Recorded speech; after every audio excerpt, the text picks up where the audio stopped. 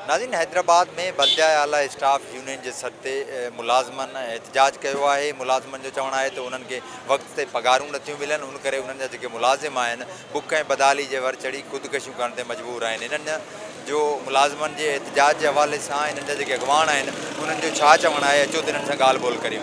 असांजो वॾे में वॾो मुतालबो आहे ऑनलाइन सैलरी जो। ऑनलाइन सैलरी थी वई तो उन सां पेंशनरनि खे फ़ाइदो आहे, हाज़िर सर्विस वारनि खे सैलरी। हींअर असांजी सिंध गवर्नमेंट पगार तो ॾे पई, उहा ॾे पई किस्तुनि में, उहा किस्त जारी थिए थी हर महीने। उहा अचे थी नूरियाबाद, पोइ टंडो जाम अलाए किथां किथां फिरी पोइ थी अचे, जंहिंखे 15 ॾींहं लॻी वञनि, जंहिंजो बैंक प्रॉफिट पई खणे, उनजो इंट्रस्ट थो थिए, करोड़े रुपया जमा था थियनि, अरबे रुपया जमा था थियनि।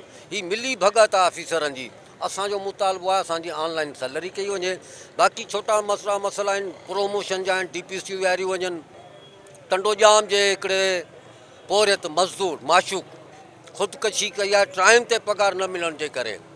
ऐं लानत हुजे अहिड़ी इंतिज़ामिया ते जेको टाइम ते पगार नथा ॾियनि। जमहूरियत जा दावेदार आहिनि किथे। हम बल्दिया आला हैदराबाद स्टाफ यूनियन की जानिब से आज ये मुजाहरा कर रहे हैं। आज तक मुलाजमीन की तनख्वाहें नहीं मिली हैं, जबकि OZT शेयर आ चुका है, लेकिन म्यूनिसिपल कमिश्नर ना होने की वजह से तनख्वाह नहीं मिली। बल्दियाती मुलाजमीन तनख्वाहों से महरूम है। ये लोग एक महीने की तनख्वाह आज दूसरा महीना चल रहा है, लेकिन तनख्वाहें नहीं मिल रही। हमारे एक बल्दियाती मुलाजिम को तनख्वाह न मिलने पर परसों उस शख्स ने टंडो जाम के अंदर ख़ुदकशी किएगी। मैं वज़ीर आला सिंध से मुतालबा करता हूँ कि उसके घर में उस मज़दूर के घर में नौकरी दें और उसको कम से कम 50 लाख रुपए फौरी तौर पर इमदाद दें ताकि उसका गुजारा। हुकूमत सिंध को हमने लेटर लिख कर दे दिया है कि पूरे सूबे के बल्दियाती मुलाजमीन को तनख्वाहें ऑनलाइन दी जाएँ। ये सबसे पहला मुतालबा है। उसके अलावा जो कॉन्ट्रैक्ट पे रखे गए हैं मुलाजमीन, उनको रेगुलर किया जाए और जिनकी तरक्कियां जो है होनी हैं उनकी तरक्कियां दी जाएं।